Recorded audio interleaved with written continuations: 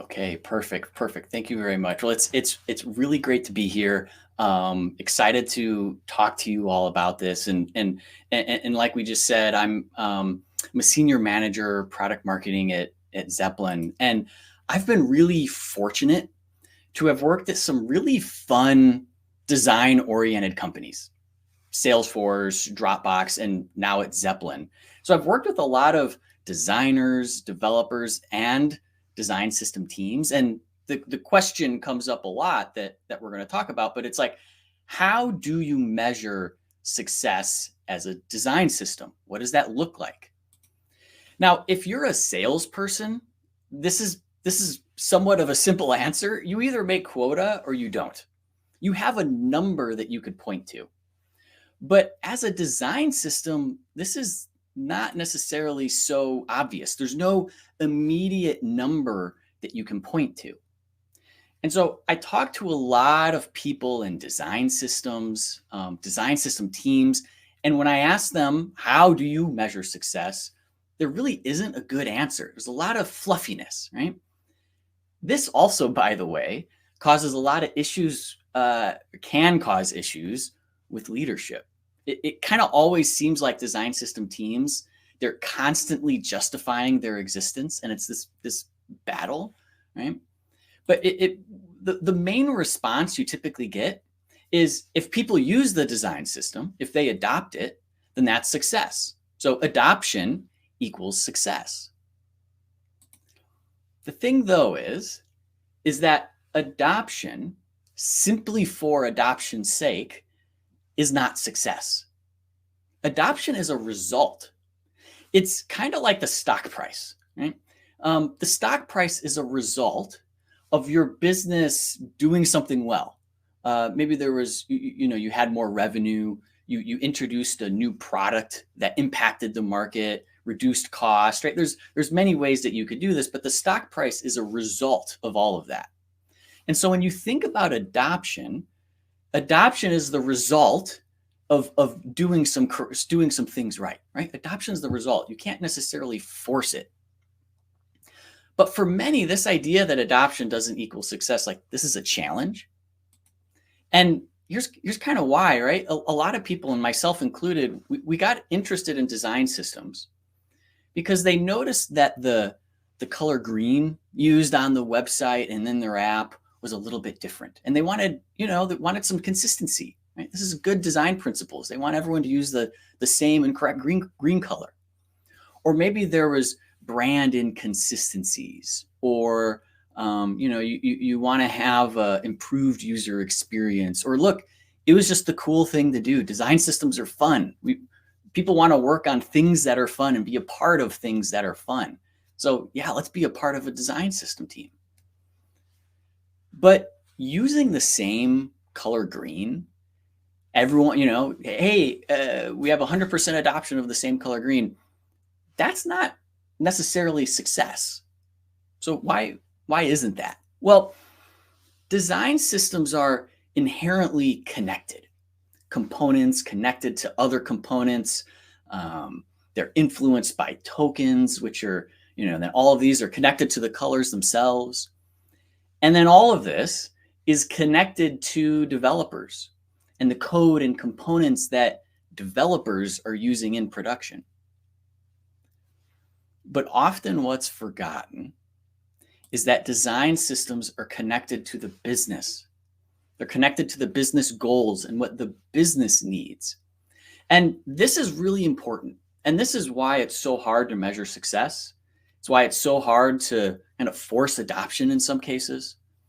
But this is not unique to design systems. So this happens all the time across all different disciplines. I'll pick on us marketers here, right? There's a lot of stuff that marketers could do. And like many roles, we often like to focus on some of the exciting stuff. So I'm sure many of you have seen this example that I'm going to give. Marketers, we really love slides, right? There's something, especially on the product marketing world, we love slides. And so what will happen is the marketing team will make an announcement and they'll say, hey, everyone, we've updated the main slides. and we have a brand new talk track. And so that everyone, and we want to make sure that everyone speaks the same language, we're going to certify the whole company. This has happened to me. Maybe this has happened to you.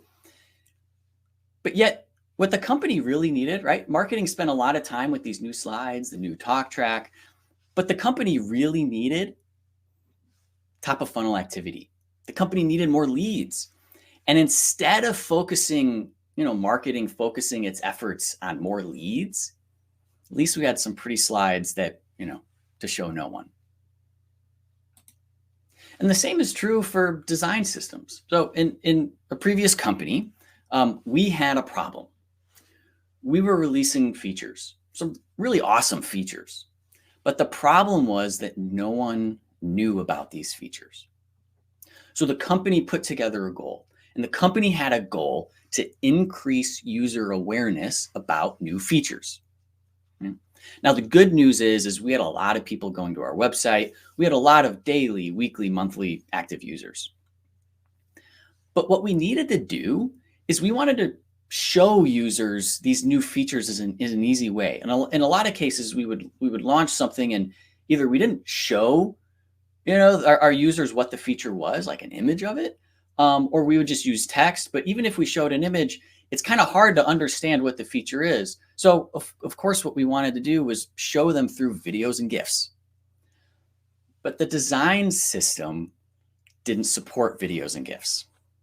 So we worked with the design system team. We wanted to add this functionality. Now, they had a long roadmap. They were extremely busy. So after like 3 to 6 months of trying to get videos and GIFs on their roadmap, they proudly announced that we have a new typeface.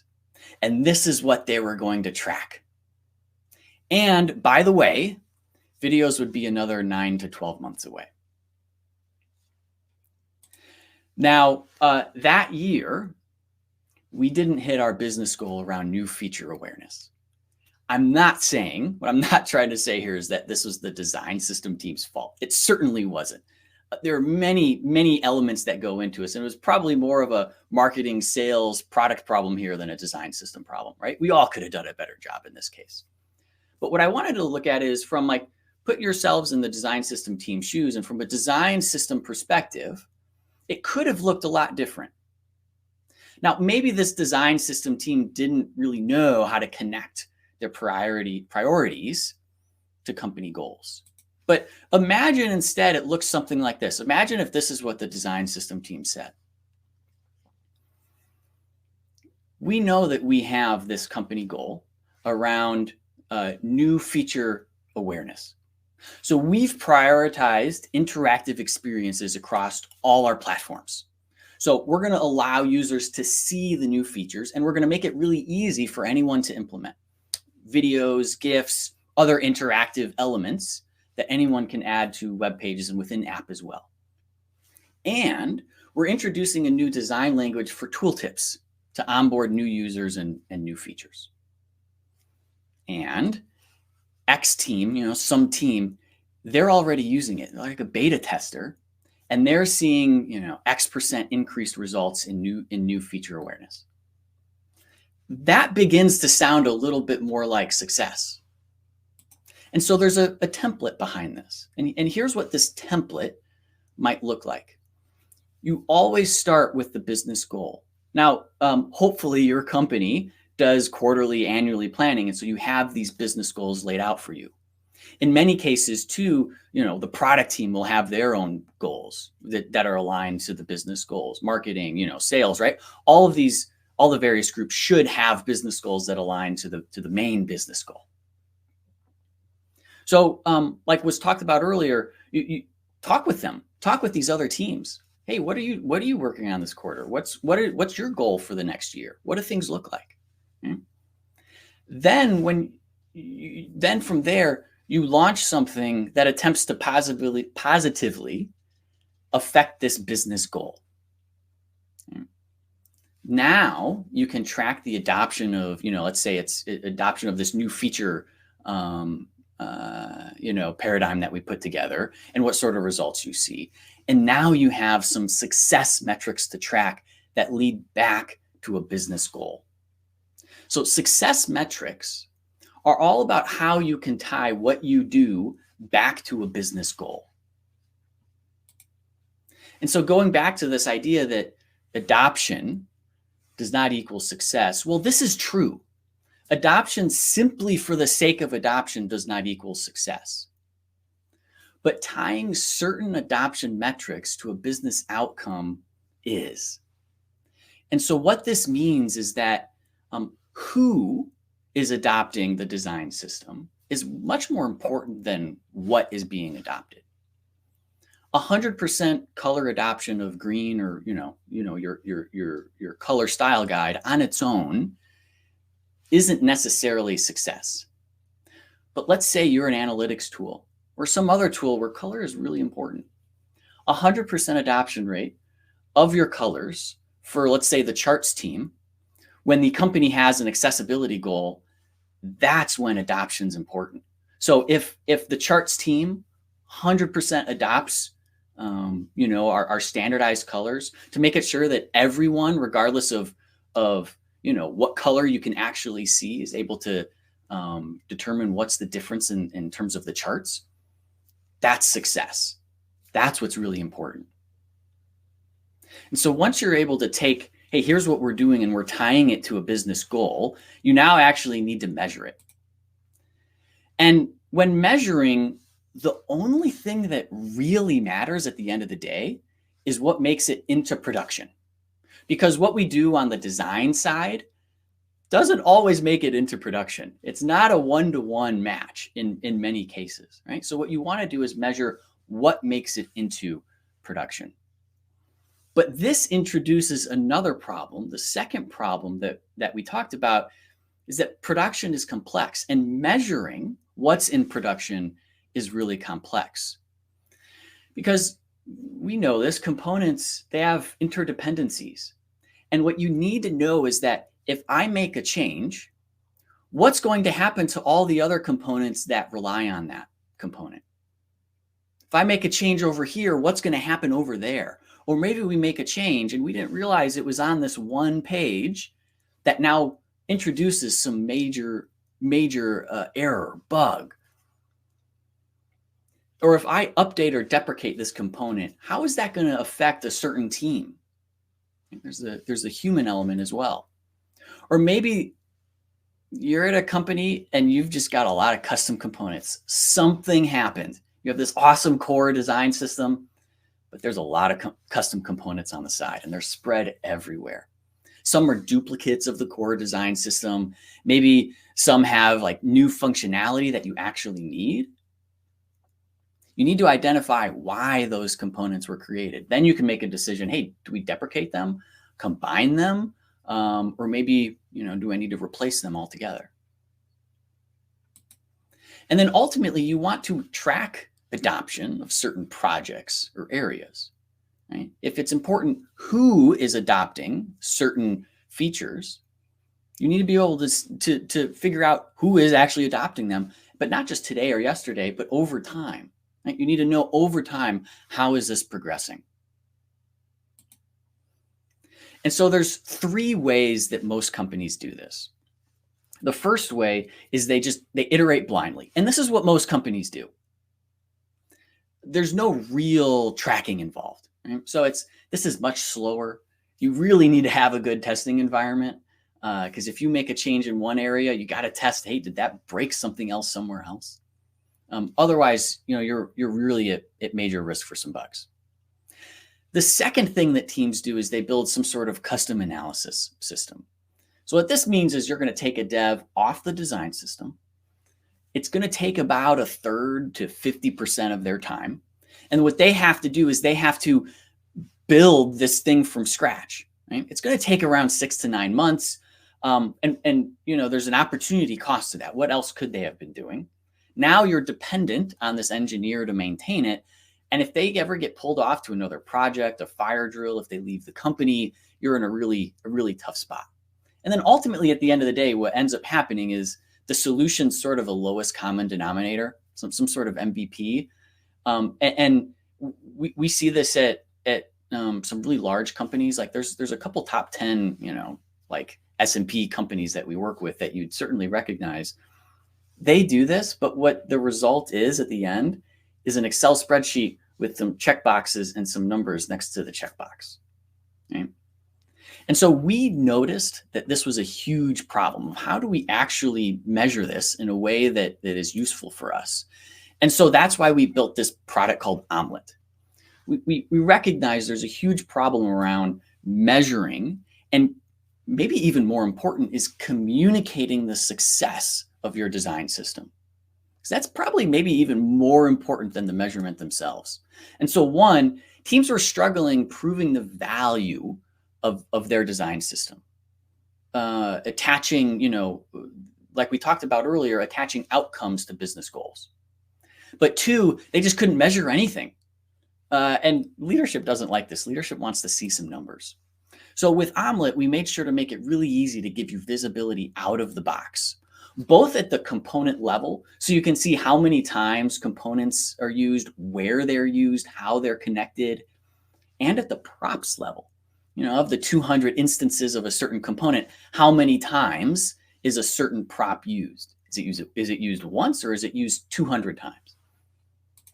From there, you get visibility to make better decision around what needs to be deprecated or updated. And so using that information, that visibility, you're not just iterating blindly. You can make some really smart data-driven decisions. And then using this data, you can go back to your business leaders and speak their language. You can arm yourself with data to actually back up what your design system is doing in production. Ultimately, right? So you can it'll make it easier to get, more resources, right? And so at the end of the day, like regardless of which tool you use, or if you use any tool at all, you do this yourself, the best design system teams, in terms of measuring success, they do a few things. One is they understand the business goals. That leads them to being able to measure the right success metrics. And look, we talk about success as it's going to happen. Maybe sometimes you did something and it didn't really help. Well, that's important to know as well, right? So you can make improvements going forwards. But then what they're able to do is they're able to communicate back to leadership on the impact that they actually had. And so they can say, hey, we did this thing. X teams have adopted it. And we saw how and it affected the company goal by X%. Right? So if we had X more resources, or continue to have the resources that we have today, we actually could have done this. So keep this in mind, right? As you're planning out your Q2, your H2, the rest of the year, and what things look like, keep in mind, what are the business goals, and how does my design system roadmap impact those business goals? And if you do that, in terms of measuring success and actually how you do it, you're going to be in pretty good shape. So I hope that was helpful, and looking forward to any questions people might have. Of course. Yeah, thank you so much, Adam. It's always kind of exciting to look at the other side of things. I'm so happy that you actually brought up this idea, the notion of actually some sort of connecting or starting from the business goals and then trying to find what exactly design can kind of impacting over time. I think in many ways, when you look around at most organizations, I feel like, analytics teams, HR, finance, they all have their goals, they have their KPIs, they have everything kind of really defined, and they're going to be measured on it. But for designers, it's actually quite rare to have this notion of design KPIs, or like really to indicate or articulate what is the actual impact that we're making here in the company. So I kind of really, really like that as well. Let me just double check, because I think there was a question that came up and I wanted to bring it up early in here. Right. No, I was wrong. I was wrong at this point. But one thing I did want to ask is, there was an interesting article that Dan Moll has published a while. I think it was maybe like 2 or 3 weeks ago. And he asked us himself, what would be the best or a better metric than, adoption? And he kind of brought it up. I'm going to drop it in the chat as well, so everybody can see it too. If I only find the chat window, I'm not that good with chat windows. I'm going to drop it in here. And what he asked is, well, we just need to figure out to understand how well a design system is performing. We need to kind of bring up the question of how early does a feature team invite, involve, and or include the design system team in their work. So that's kind of really tapping into just how much embracement maybe on one hand, and also how much support or involvement does a design system team have in any kind of design decision. So I'm wondering, and for him, for example, and as I was reading this article, this seemed to be a much more relevant way of actually talking about the success of a design system. I'm wondering if you really disagree on that. What's your take on it? I agree. And I think the important part here is there's no, it's different for each company. There's no one answer where you can say, well, at this moment, you must bring this, have this team involved.